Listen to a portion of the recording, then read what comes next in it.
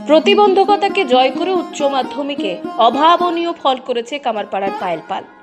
৮০% প্রতিবন্ধী হওয়ার পরেও এবারের উচ্চ মাধ্যমিকে সে 460 নম্বর পেয়েছে। মায়ের কোলে চেপে স্কুল থেকে উচ্চ মাধ্যমিক পরীক্ষা দিতে গিয়েছিল পায়েল। গতকালই ফল প্রকাশের পর তাক লাগিয়েছে সে। আগামী দিনে ব্যাংক কর্মী হতে চায় পায়েল। আপাতত ভূগোল নিয়ে স্নাতকোত্তর পড়তে চায় সে। মেয়ের সাফল্যে আনন্দিত হলেও উচ্চশিক্ষার ব্যয়ভার কোথা থেকে আসবে এবং মেয়েকে কলেজে নিয়ে যাবেন কি করে তা নিয়ে দুশ্চিন্তায় তার বাবা মা।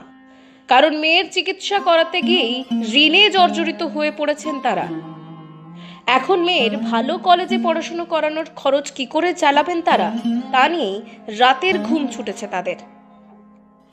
বালুরঘাট ব্লকের অমৃতখণ্ড গ্রাম পঞ্চায়েতের কামারপাড়া এলাকার বাসিন্দা পায়েল পাল। জন্ম থেকেই শারীরিক সমস্যায় ভুগছেন তিনি। উচ্চ মাধ্যমিক পরীক্ষা দিলেও এখনো তার উচ্চতা একটি ছোট্ট শিশুর মতোই। কোমরের নিচ থেকে কার্যত অসাড়। নিজে স্নান করতে পারেন না, চলাফেরা, খাবার খাওয়া সবকিছুর জন্যই মায়ের সহযোগিতার প্রয়োজন হয়।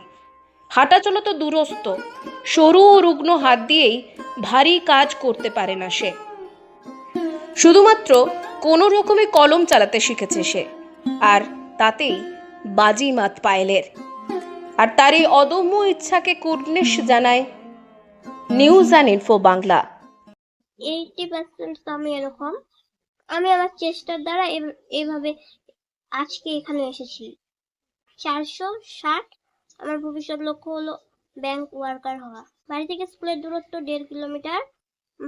এখান থেকে বাড়ি থেকে বাজার অব্দি সাইকেলে করে যাই, তারপর ওখান থেকে টোটো। 3 জন গৃহশিক্ষক ছিল, আর বাদ বাকি পড়া আমি বাড়িতেই পড়তাম। জিওগ্রাফিতে অনার্স নেওয়ার ইচ্ছা আছে।